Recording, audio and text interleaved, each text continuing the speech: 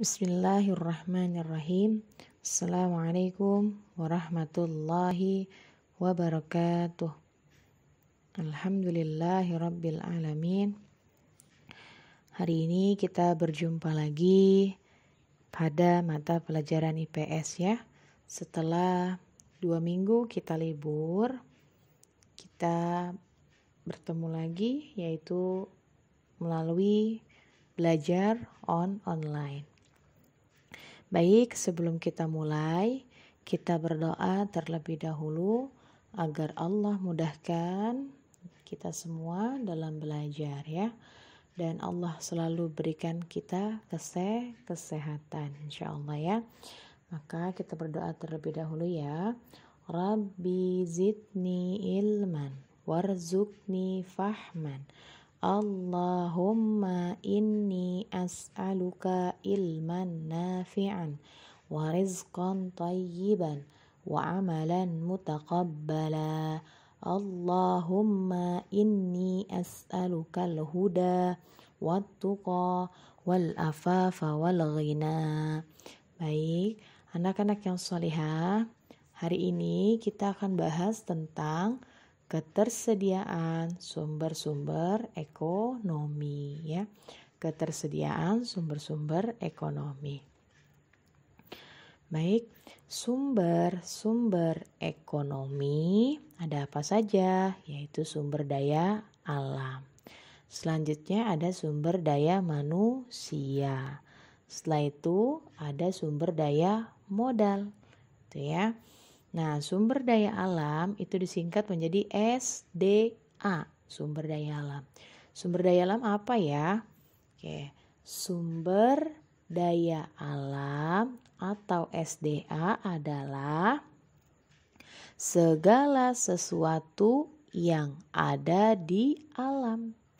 Jadi, segala sesuatu yang ada di alam terus digunakan untuk memenuhi kebutuhan manusia. Itu disebut sumber daya alam ya. Jadi sesuatu yang ada di alam itu ya adalah pengertian dari sumber daya alam. Selanjutnya sumber daya manusia. Sumber daya manusia, apa itu sumber daya manusia? Ada kata-kata manusia, berarti pelaku ya. Pelaku yang memanfaatkan sumber daya tersebut gitu ya. Berarti kata kuncinya adalah pelaku ya. Pelaku atau orangnya. Jadi kalau tadi sumber daya alam adalah semua yang ada di alam dan sumber daya manusia adalah pelaku atau orangnya gitu ya. Yang memanfaatkan sumber daya apa saja? Tadi seperti petani, orangnya kan, peternak, orangnya, nelayan, orangnya. Jadi sumber daya manusia adalah manusianya. Ya, yang memanfaatkan sumber daya alam. Oke. Selanjutnya adalah sumber daya modal ya. Nah, sumber daya modal itu apa sih? Sumber daya modal itu bisa berupa uang ataupun barang, betul. Jadi uang ataupun barang itu sumber daya modal. Nah, jenis-jenis sumber daya alam terbagi menjadi 2, yaitu ada sumber daya alam yang dapat diperbaharui dan ada sumber daya alam yang tidak dapat diperbaharui. Pengertian sumber daya alam yang dapat diperbaharui itu maksudnya apa ya Bu? Kata-katanya dapat diperbaharui. Berarti sumber daya alam yang bila dimanfaatkan tidak akan habis. Itu artinya dapat pulih kembali. Dapat pulih kembali ya, itu adalah pengertian dari sumber daya alam yang dapat diperbaharui. Jadi intinya sumber daya alam yang dapat diperbaharui tadi apa? Sumber yang bila dimanfaatkan tidak akan habis, artinya bisa pulih kembali gitu ya. Oke. Selanjutnya, contoh sumber daya alam yang dapat diperbaharui apa aja ya? Pertanian ya, perkebunan, gitu kan. Lalu apa lagi? Peternakan. Selanjutnya apa lagi? Yaitu ada pertanian kan tadi ya. perkebunan, peternakan, perikanan. Setelah perikanan kira-kira apa lagi yang dapat diperbarui, yaitu hutan, kehutanan. Ada apa lagi setelah hutan? Sumber daya air ya. Sumber daya air juga termasuk dapat diperbaharui. Selanjutnya adalah ada sumber daya udara. Nah, udara pun juga bisa diperbaharui. Setelah sumber daya udara itu ada tanah. Tanah juga termasuk sumber daya alam yang dapat diperbaharui. Setelah tanah, ada apa ya yang paling menyinari? Yaitu matahari ya. Nah, sumber daya matahari juga termasuk sumber daya alam yang dapat diperbaharui. Nah, itu Ibu kasih garis, artinya dari sumber daya air sampai sumber daya mineral ya. Itu termasuk sumber daya alam yang dapat diperbaharui juga. Ya, artinya dia kekal. Kekal itu kan selalu ada. Jadi termasuk kategori sumber daya alam yang dapat diperbaharui. Ada terus gitu ya. Bila dimanfaatkan maka dia bisa pulih kembali gitu. Artinya bisa ada lagi juga bisa gitu ya. Oke, jadi sumber daya alam yang dapat diperbaharui adalah sumber daya alam yang apabila digunakan itu bisa pulih kembali.